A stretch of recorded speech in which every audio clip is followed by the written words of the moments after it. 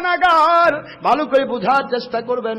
এত বড় গুনাহগার সারাটা দিন রাত কাটিয়ে দিত ক্রস কোয়ার্টারে, মদের আড্ডাখানায়।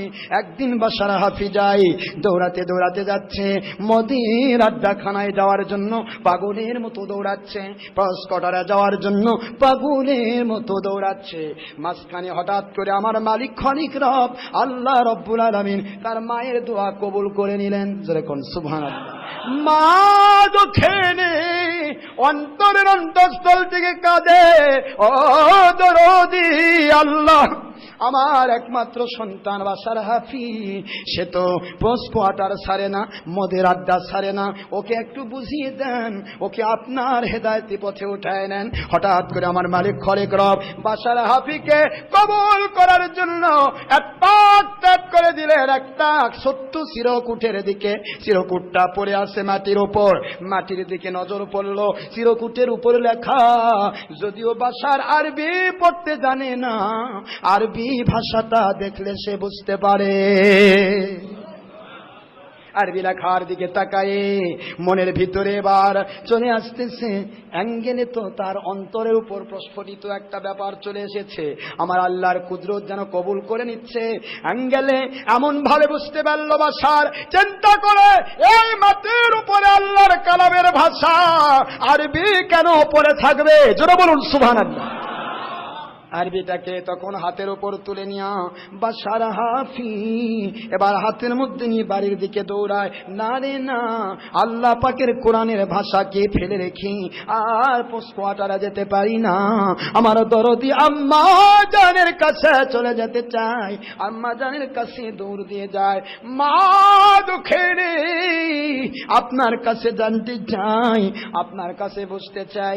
ছোট্ট একটা কাগজের টুকরা মা, ভিতরে যেন আরবি লেখা, ওই আরবি লেখা কাগজটিতে কি লেখা আছে মা আমাকে একটু জানিয়ে দেন। আমার আল্লাহ পাক রব্বুল আলামিন কুদরতওয়ালা যাকে কবুল করতে চান এভাবেই তাকে কবুল করে নেন।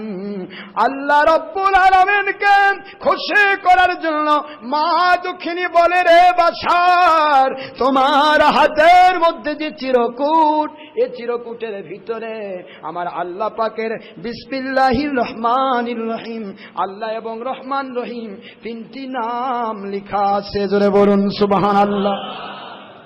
কয়টা নাম? তিনটি নাম লেখা আছে। ওই তিনটি নামের বিনিময়ে আল্লাহ রব্বুল আলামিন কুদরতওয়ালা এমন ভাবে কবুল করলেন, বাশার হাফি বলে, রব্বুল আলামিন আপনার পবিত্র নাম রাস্তায় পড়ে থাকবে, মানুষ পাড়া দেবে, সহ্য করতে পারি না।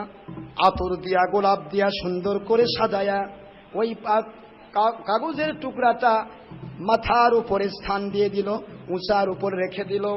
আপনারা যেমনি কাফিরদের পতাকা রাখছেন, বুঝতেছেন না? বুঝেন না, এটার থেকে এটাই আসলাম। এখন মাথার উপর রেখে দিয়া বাসা রাতের বেলা ঘুমিয়ে যায়।